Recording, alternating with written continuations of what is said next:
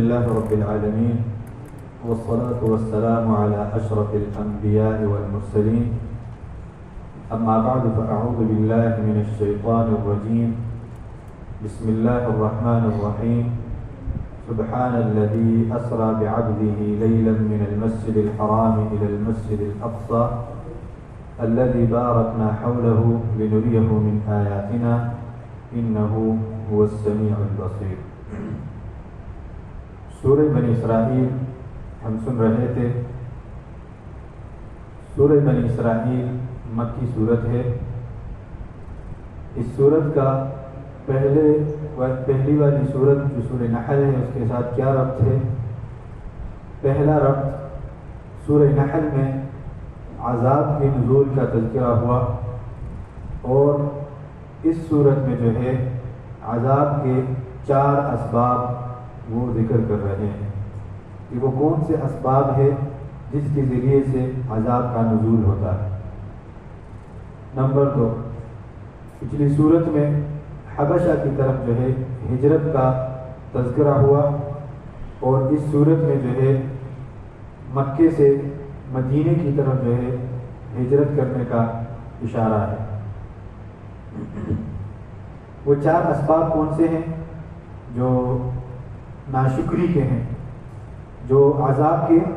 سب اسباب ہیں جس کی وجہ سے عذاب نازل ہو سکتا ہے۔ نمبر 1، تکذیب آیات، کہ جب اللہ تبارک و تعالیٰ کی آیات کو اگر جھٹلا دیا جائے تو یہ ایک سبب ہے عذاب کے نزول کا۔ اللہ تبارک و تعالیٰ نے اسی صورت میں ارشاد فرمایا کہ وَمَا مَنَعَنَا أَن نُرْسِلَ بِالْآيَاتِ إِلَّا أَن كَذَّبَ بِهَا الْأَوَّلُونَ، کہ انہوں نے جو ہے ہماری آیاتوں کو جھٹلایا۔ تو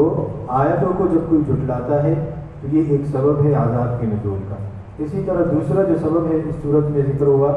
ظلم اور سرکشی۔ وَإِذَا أَرَدْنَا أَن نُهْلِكَ قَرْيَةً أَمَرْنَا مُتْرَفِيهَا فَفَسَقُوا فِيهَا، کہ اللہ تبارک و تعالی اگر کسی گاؤں یا کسی علاقے کی ہلاکت کا جو ہے وہ ارادہ کر لیتا ہے تو اس میں وجہ کیا ہوتی ہے کہ فَفَسَقُوا فِيهَا، فسق و فجور کرتے ہیں، وہاں پہ لوگ جو ہے ظلم کرتے ہیں، سرکشی کرتے ہیں، تو اس وجہ سے اللہ تبارک و تعالی جو ہے اس کو ہلاک کر دیتے ہیں۔ اسی طرح دنیا کی خواہشات اور آخرت سے غفلت، یہ تیسرا سبب ذکر ہوا اس صورت میں۔ اللہ تبارک و تعالی نے ارشاد فرمایا کہ من کان یرید العاجلۃ عجلنا له فیہا ما نشاء لمن نرید ثم جعلنا له جہنم یصلاها مذموما مدحورا، کہ جو لوگ دنیاوی خواہشات میں جو ہے وہ ڈوبے ہوئے ہیں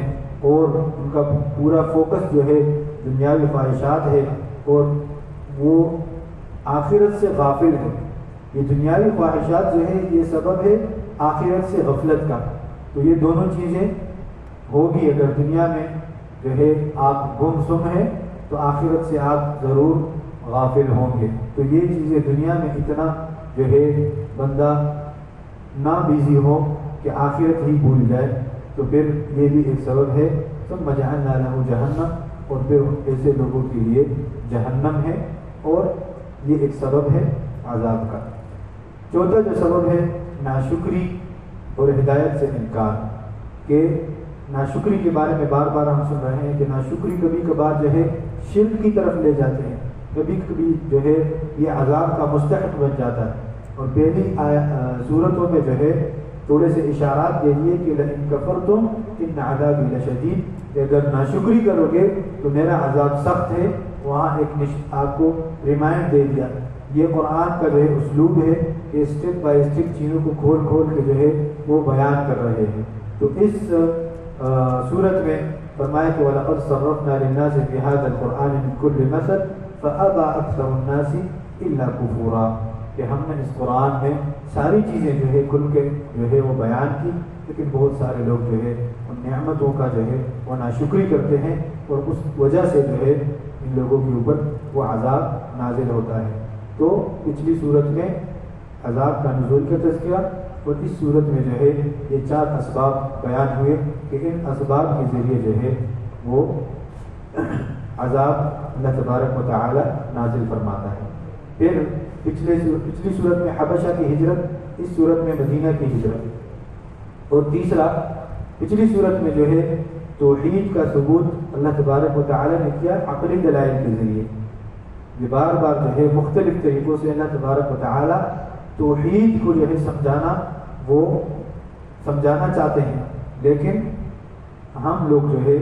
نہیں سمجھتے۔ اور اس صورت میں جو ہے معجزہ اسراء جو ہے نبی اکرم صلی اللہ علیہ وسلم کی معراج کا جو واقعہ ہے، اس کے ذریعے جو ہے اللہ تبارک و تعالیٰ نے اپنی قدرت جو ہے وہ بیان فرمائی کہ دیکھو وہی ہے عبادت کے مستحق جو قدرت والا ہے، جو سب لوگوں کا خالق ہے، اور ایسا واقعہ کہ جس کو عقل نہیں مانتا کہ رات کے کچھ حصے میں جو ہے اتنا لمبا سفر مسجد بیت اللہ سے لے کر مسجد اقصیٰ تک اور وہاں سے آسمانوں تک اور پھر واپسی، تو یہ سارا جو ہے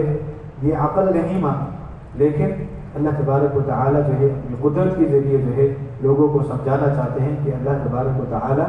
ہر چیز پر قادر ہے۔ اسی طرح چوتھا جو ربط ہے دعوت حکمت، پچھلی صورت میں جو ہے ادعو الی سبیل ربک بالحکمت، یہ حکمت کے ساتھ جو ہے دعوت دی جائے، اور اب اس صورت میں جو ہے اس حکمت کی تفصیل ہے کہ حکمت ہے کیا، حکمت کس طرح ہے، تو آگے حکمت کی تفصیل انشاءاللہ ہم تھوڑی دیر میں آپ کے سامنے رکھتے ہیں۔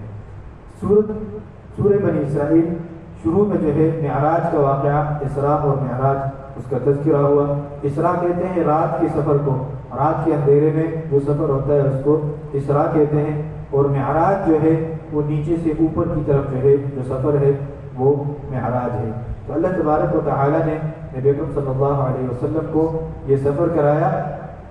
اور فرشتہ آیا اور اس کے ساتھ ایک سواری تھی براق، اور وہ سواری جو ہے وہ گدھے سے بڑے سائز کی تھی اور گھوڑے سے چھوٹے سائز کی تھی، یعنی ان دونوں کے بیچ کے جسے ہم خچر وغیرہ کہتے ہیں اس سائز کی تھی، اور اس کا رفتار اتنا تیز تھا جہاں انسان کا نظر لگتا ہے وہاں اس کا قدم جا کے لگتا تھا، تو اتنا تیز اسپیڈ تھا اس کا۔ اور اللہ تبارک و تعالیٰ نے فرشتے کو حکم دیا، نبی اکرم صلی اللہ علیہ وسلم وہ واقعہ آپ سن چکے ہیں کئی دفعہ، نبی اکرم صلی اللہ علیہ وسلم کا سینہ چاک کیا اور دل کو نکال کر زمزم کے ذریعے جو ہے اس کو دھویا، پھر واپس اپنی جگہ پر فٹ کیا، پھر جو ہے سفر شروع ہوا مسجد اقصیٰ تک، اور مسجد اقصیٰ میں اللہ تبارک و تعالیٰ نے تمام انبیاء کی روحوں کو جمع کر کے نبی اکرم صلی اللہ علیہ وسلم نے ان کو جماعت کرائی، اور پھر وہاں سے جو ہے وہ سفر شروع ہوا، پہلی آسمان، پھر دوسری، تیسری، چوتھی، ساتوں آسمانوں میں ہر آسمان میں جو ہے انبیاء علیہ السلام کے ساتھ ملاقاتیں ہوئی اور ایک دوسرے کو سلام پیش کیے، پھر اللہ تبارک و تعالیٰ کے پاس چلے گئے سدرۃ المنتہا، ایک سٹاپ آیا کہ وہاں جبریل بھی جو ہے بے بس ہو گیا کہ اس سے آگے میں نہیں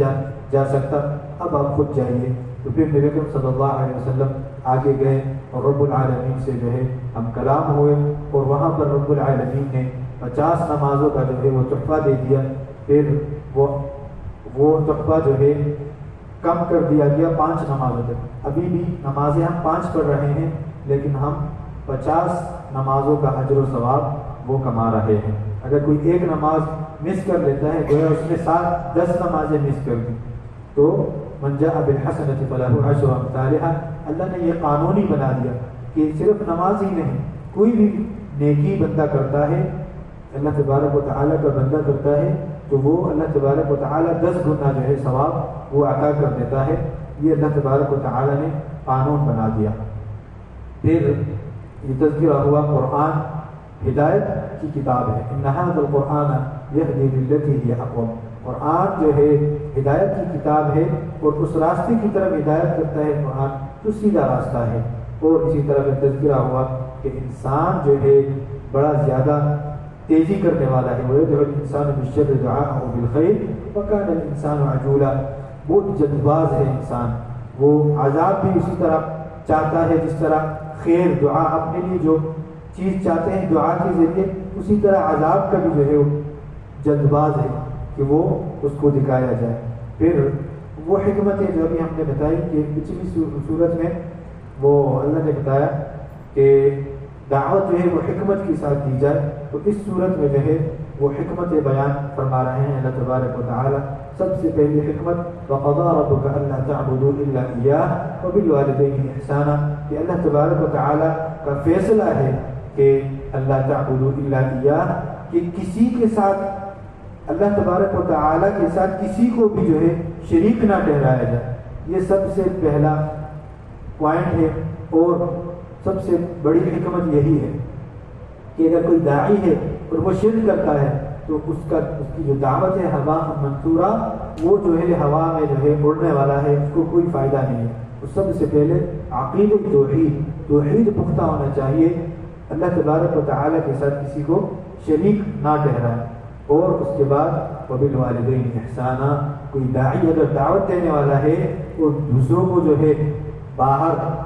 نرم بات کرتا ہے، نہیں، اس سے پہلے اپنے والدین کے ساتھ جو ہے احسان کریں، وہاں پہ جو ہے آپ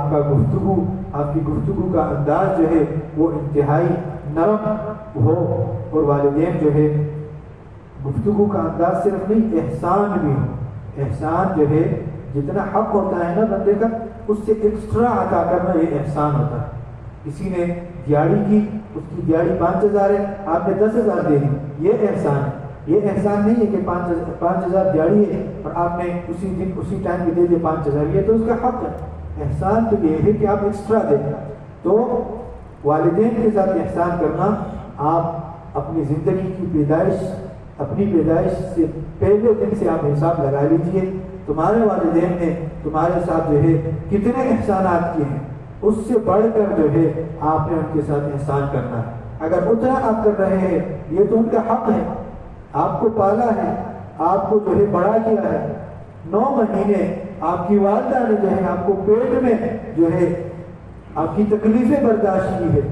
اگر آپ 9 مہینے تک جو ہے اپنے والدین کو کندھوں پر چڑھا کر پورے 9 مہینے جو ہے لے کر گھمائیں، تب بھی جو ہے یہ احسان نہیں ہے، یہ تو ان کا حق ہے، اس سے بڑھ کر آپ نے کرنا ہے۔ اور پھر جگہ جگہ جو ہے اللہ تبارک و تعالی نے اس کا تذکرہ کیا کہ کمزوری کے بعد آپ کی ماں نے یہ ساری کمزوریاں وہ برداشت کی ہیں، راتیں جو ہے وہ جاگتی رہی، لیکن آپ کو جو ہے تکلیف نہیں ہونے دی۔ اما یبلغن عندک الکبر احدہما، ان دونوں والدین میں سے اگر کسی کے والدین وہ بوڑھے ہو جائے، اور کلاہما، ایک یا دونوں، فلا تقل لہما اف، اس وقت جو ہے ان والدین کے سامنے اف تک بھی نہیں کہنا، بڑا قسمہ خان نہیں بننا کہ میں تو ایجوکیٹڈ ہوں، میں نے یہ تعلیم حاصل کی ہے، میں فلاں یونیورسٹی سے پڑھا ہوا ہوں، وہ تو پرانے زمانے کے لوگ ہیں۔ نہیں، تو کچھ بھی نہیں ہے ان کے سامنے۔ تو نے جو بولنا سیکھا ہے، تمہارا استاد تمہاری ماں ہے، تمہارا استاد تمہارا باپ ہے، اس کے سامنے جو ہے اپنے استاد کے سامنے کچھ بھی، اور وہ استاد جو پہلا حرف تمہیں سکھایا، جو تمہیں کچھ بھی نہیں آتا تھا، اس کے سامنے تم اپنی جو ہے شوخیاں مارتے ہو کہ میں جانتا ہوں یہ نہیں جانتے۔ وَلَا تَقُلْ لَهُمَا اُف، اللہ نے منع کر دیا کہ باتیں اپنا تجربہ تو دور کی بات اف بھی نہیں کہنا، اگر وہ جو بھی کہتے ہیں آپ نے اسی طرح ماننا۔ یہ ہے حکمت۔ حکمت یہ نہیں ہے کہ آپ باہر جو ہے بہت میٹھی میٹھی باتیں کریں اور جب گھر پہ جائیں تو وہاں تم بڑا ببر شیر بنے ہوئے ہو، لوگ تمہارے سامنے باتیں نہیں کر سکتے۔ نہیں، یہ حکمت ہے کہ والدین کے سامنے جو ہے جھک کے بات کی جائے، اور جو وہ کہے وہ بات مانی جائے۔ اگر وہ غلط بھی کہے تو اس وقت اف نہیں کرنا، صحیح کہے وہ تو الگ بات ہے، اگر وہ غلط بھی کہے تو اس وقت آپ نے اف تک نہیں کہنا، آپ سنیں، بس آپ سنیں، وہ جو کہہ رہے ہیں صحیح کہہ رہے ہیں، اگر غلط بھی کہہ رہے ہیں بعد میں آپ مانیں نہ، لیکن ان کے سامنے جو ہے آپ کچھ نہ کہیں۔ وَقُلْ لَهُمَا قَوْلًا كَرِيمًا، اور ان کے سامنے جب آپ بات کرو تو بہترین بات کرو، عزت والی بات کرو، تاکہ ان کی عزت جو ہے نفس میں اور عزت بڑھے۔ آپ ایسی بات نہ کہیں کہ وہ ان کی عزت جو ہے وہ مجروح ہو جائے، تو اس سے اللہ تبارک و تعالی نے منع کر دیا۔ وَاخْفِضْ لَهُمَا جَنَاحَ الذُّلِّ، اور ان کے سامنے اللہ تبارک و تعالی نے فرمایا کہ تمہارے جو پر ہے، جناح کہتے ہیں ونگز کو،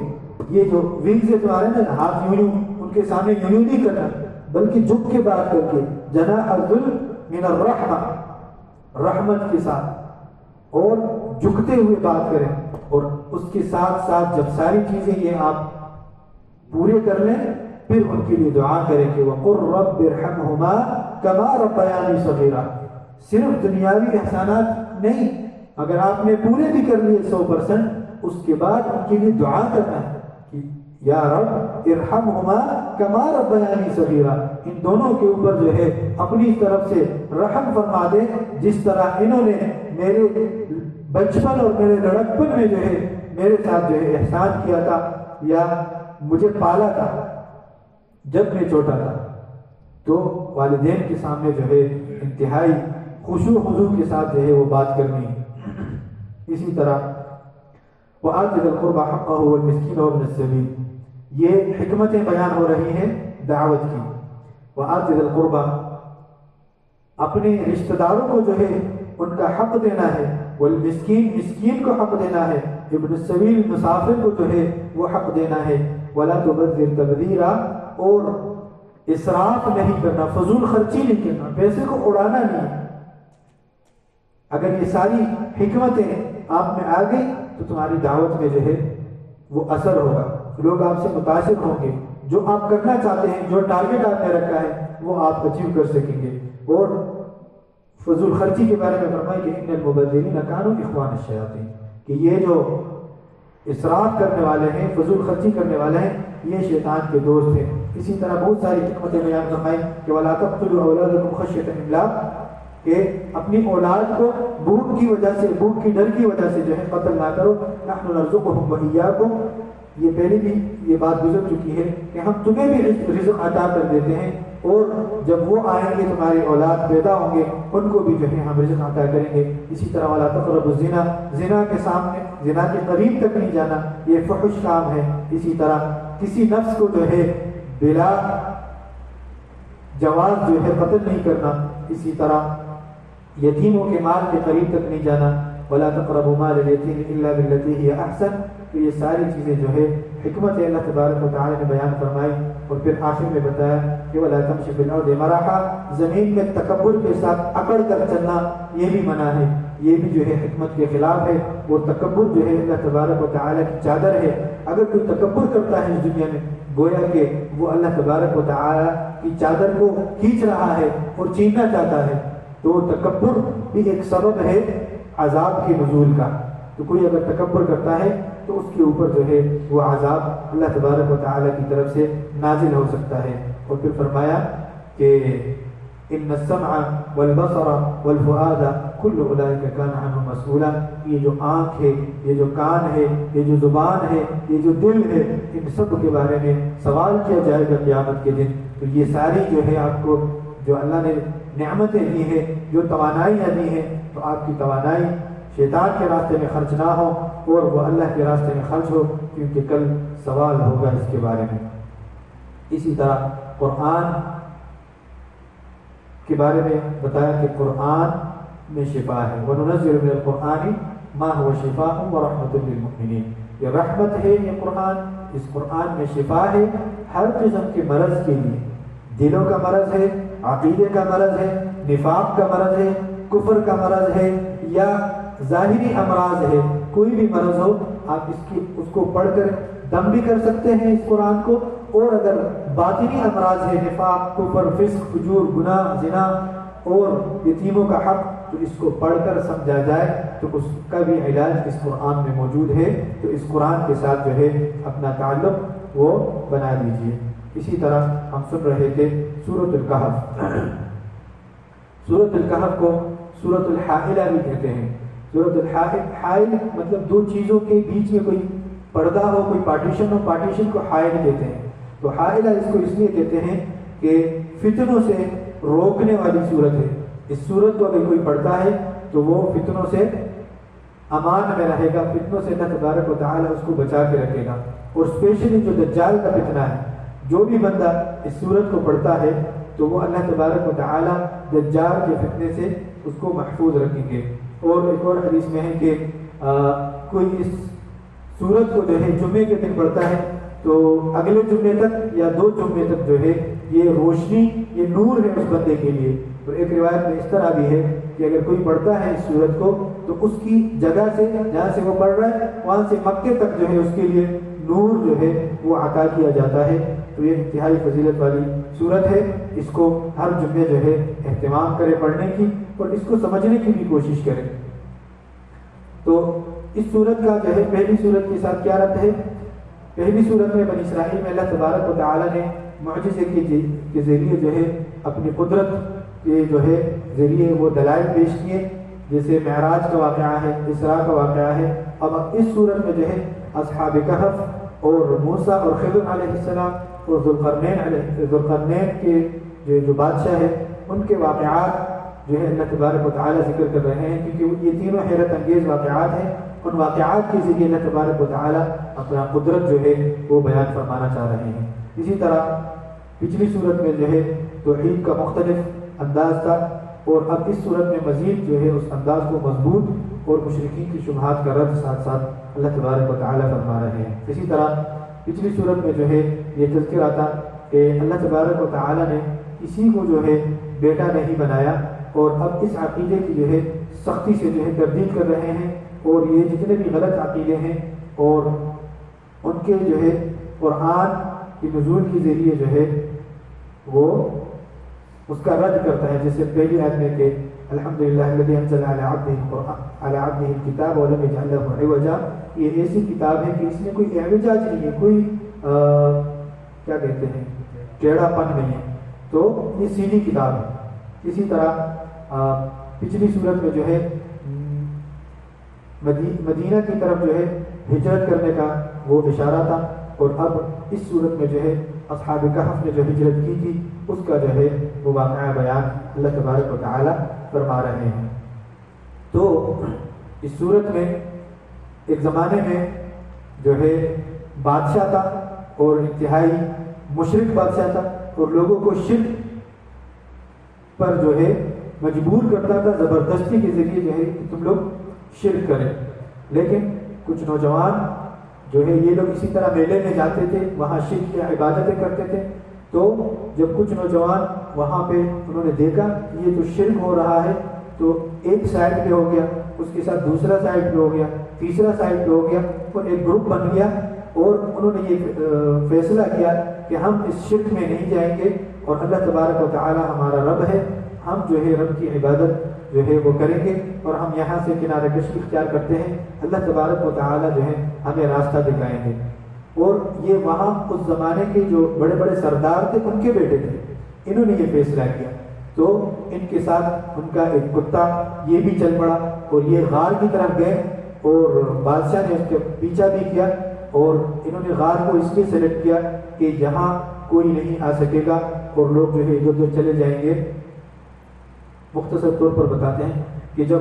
یہ وہاں پہ پہنچے اور غار کے اندر چلے گئے، تو اللہ تبارک و تعالی نے ان کو وہیں پہ سلا دیا، اور ان کا جو کتا تھا وہ غار کے جو دروازہ ہے اس پر اس کو اللہ تبارک و تعالی نے بٹھا دیا، اور یہ جو ہے گہری نیند سو گئے۔ وَتَحْسَبُهُمْ أَيْقَاظًا وَتَرَى الشَّمْسَ إِذَا طَلَعَتْ تَزَاوَرُ عَنْ كَهْفِهِمْ ذَاتِ الْيَمِينِ۔ اس غار کی حالت یہ تھی کہ اللہ تبارک و تعالی نے ایسے ان کو سلایا کہ جب سورج نکلتی تھی تو ڈائریکٹ ان پہ نہیں پڑتی تھی، تھوڑی سی روشنی، اور جب غروب ہوتی تھی تو بھی اس طرح کی کیفیت تھی۔ تو اس وجہ سے جو ہے ان کے جو جسمیں تھیں وہ بھی خراب ہونے سے اللہ تبارک و تعالی نے بچائی، اور ایک اور وجہ اللہ تبارک و تعالی نے کہ وَنُقَلِّبُهُمْ ذَاتَ الْيَمِينِ وَذَاتَ الشِّمَالِ، کہ صبح اور شام جب سورج نکلتا تھا تو ہم یہ والا ٹیکنک کا چینج کرتے تھے، یہ اپنے کیا کہتے ہیں جسم کو سائڈ چینج کرتے تھے اور کروٹ چینج کرتے تھے، اور شام کو بھی یہ کروٹیں چینج کرتے تھے۔ تو اللہ تبارک و تعالی نے ان کو اس طرح بچایا۔ وَكَلْبُهُمْ بَاسِطٌ ذِرَاعَيْهِ بِالْوَسِيلِ، اور ان کا کتا بیٹھنے کا جو سٹائل ہے، جس طرح یوں بیٹھتا ہے بالکل ایکٹیو، تو جو جانور آتے تھے وہ کتے کو دیکھ کے ڈر کے واپس چلے جاتے تھے، کوئی اندر نہیں جاتا تھا، اور لوگ بھی نہیں آتے تھے کہ یہاں پہ اگر کوئی ہوتا تو کتا بھاگ جاتا یا وغیرہ وغیرہ۔ تو اللہ تبارک و تعالی نے ان کو جو ہے سلا دیا، اور پھر ان کی تعداد میں اختلاف ہو سیقولون ثلاثۃ رابعهم کلبهم، کوئی کہتے ہیں کہ 3 تھے، چوتھا ان کا کتا تھا، ویقولون خمسۃ سادسهم کلبهم، کوئی کہتے ہیں کہ 5 تھے، چھٹا ان کا کتا تھا،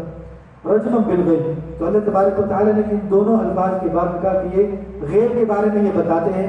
کہ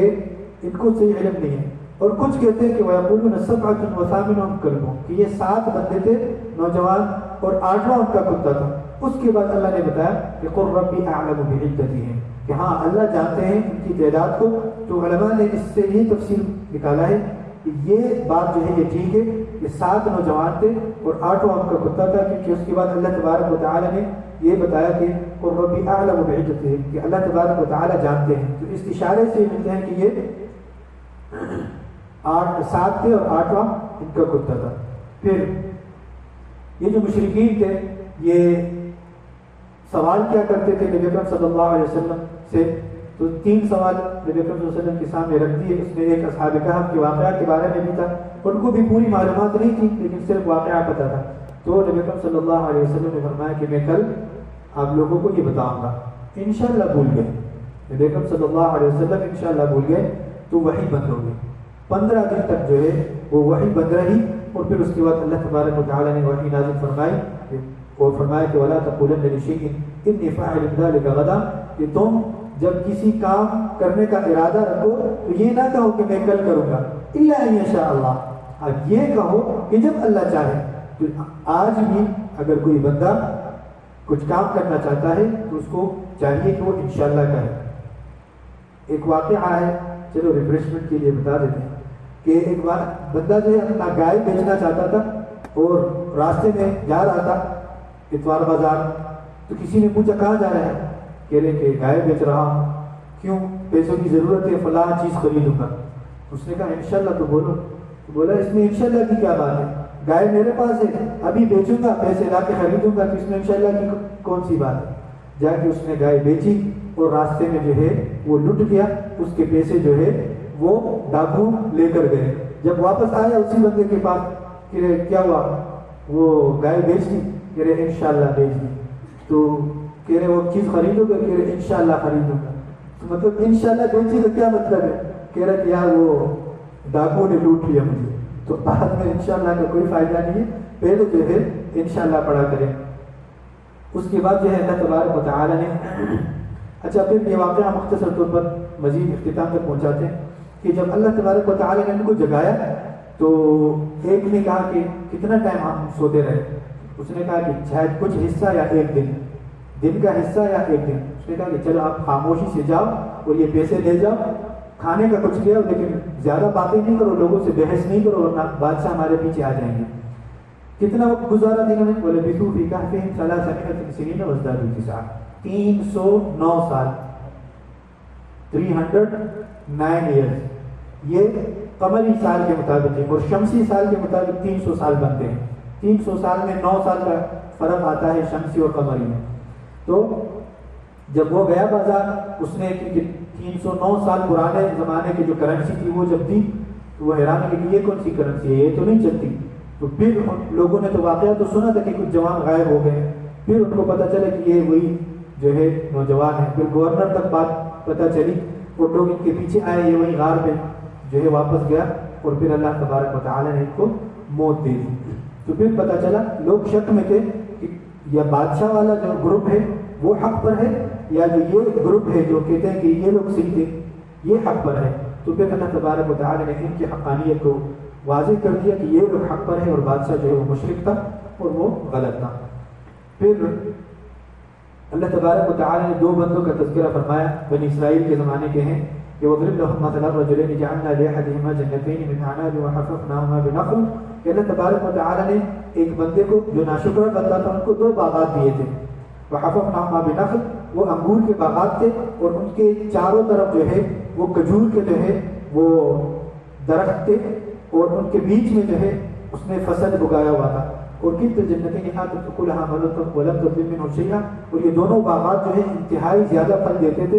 اور کبھی جو ہے اس میں کمی نہ ہوتی تھی۔ وفجرنا خلالهما نهرا، اور ان کے بیچ میں جو ہے ایک نہر بھی تھا۔ وكان له ثمر فقال اور بہت سارے جو ہے پھل دیتے تھے۔ فقال لصاحبه وهو يحاوره ان اكثر منك مالا واعز نفرا، تکبر میں آیا دوسرا ساتھی جو اس کا دوست تھا، مسلمان تھا، کو کہا انا اکثر منک مالا واعز نفرا، مجھے جو ہے تمہارے اوپر جو ہے فضیلت حاصل ہے کیونکہ میرے پاس مال بھی نہیں ہوتے، واعز نفرا، اور میرے جو تعداد ہے نفری ہے وہ بھی میرے پاس زیادہ ہے۔ ودخل جنته وهو ظالم لنفسه، اپنے باغ میں جاتا تھا اور ظالم ہو کے اپنے نفس کے ساتھ ظلم کرتا ہوا۔ قال ما اظن ان تبيد هذه ابدا، یہ کہتے ہوئے کہ یہ باغ تو کبھی بھی ختم نہیں ہوگا۔ وما اظن الساعه قائمه، اور میں تو یہ بھی نہیں مانتا کہ قیامت بھی آئے گی۔ ولئن رددت الى ربي لأجدن خيرا منها منقلبا، اور اگر میں اپنے رب کے ساتھ جاؤں بھی قیامت میں تو اس سے اچھا مجھے ملے گا، خیرا منها، اس سے اچھا ملے گا۔ قال له صاحبه، وہ مسلمان نے اس کو کہا اکفرت بالذی خلقک من تراب، تم اس ذات کی تکذیب کرتے ہو، اس پہ کفر کرتے ہو کہ جس نے تمہیں مٹی سے بنایا آدم علیہ السلام کے ذریعے، ثم من نطفہ، پھر ایک قطرے پانی سے جو ہے تمہیں پیدا کیا، ثم سواک رجلا، پھر تمہیں انسان برابر کیا، لیکنہ اللہ ربی، میں تو یہ کہتا ہوں کہ اللہ میرا رب ہے، ولا اشرک بربی احدا، اور میں اللہ کے ساتھ کسی کو شریک نہیں ٹھہراتا۔ یہ واقعہ بھی اسی طرح ہے، اور پھر فرمایا کہ وَأُحِيطَ بِثَمَرِهِ فَأَصْبَحَ يُقَلِّبُ كَفَّيْهِ عَلَى مَا أَنفَقَ فِيهَا، اور اس کا جو پورا باغ تھا اس کو اللہ تبارک و تعالی نے برباد کر دیا، وہ جتنے بڑے بڑے درخت تھے وہ اپنے چھتوں کے ذریعے جو ہے وہ نیچے گر پڑے، اور وہ باغ ایسا ہوا زمین اللہ نے نیچے کھینچ لیا، اور اوپر سے سارا جو ہے اتنا پھسلا ہوا بن گیا کہ کوئی اس میں قدم رکھتا تھا تو اس میں پھسلتا تھا۔ تو تکبر کبھی نہیں کرنا، اللہ تبارک و تعالی جو عطا کرے اس پہ شکر ادا کرے، ناشکری نہیں کرنا۔ اور پھر اس کے بعد جو ہے موسیٰ اور خضر کا واقعہ ہے وہ ہم کل انشاءاللہ بیان فرمائیں گے۔ اللہ تبارک و تعالی سے دعا کریں اللہ تبارک و تعالی ہمیں اس قرآن کو سمجھنے کی توفیق عطا فرمائے اور اس پر عمل کرنے کی توفیق عطا فرمائے۔ وآخر دعوانا الحمدللہ رب العالمین۔ السلام علیکم ورحمۃ اللہ وبرکاتہ۔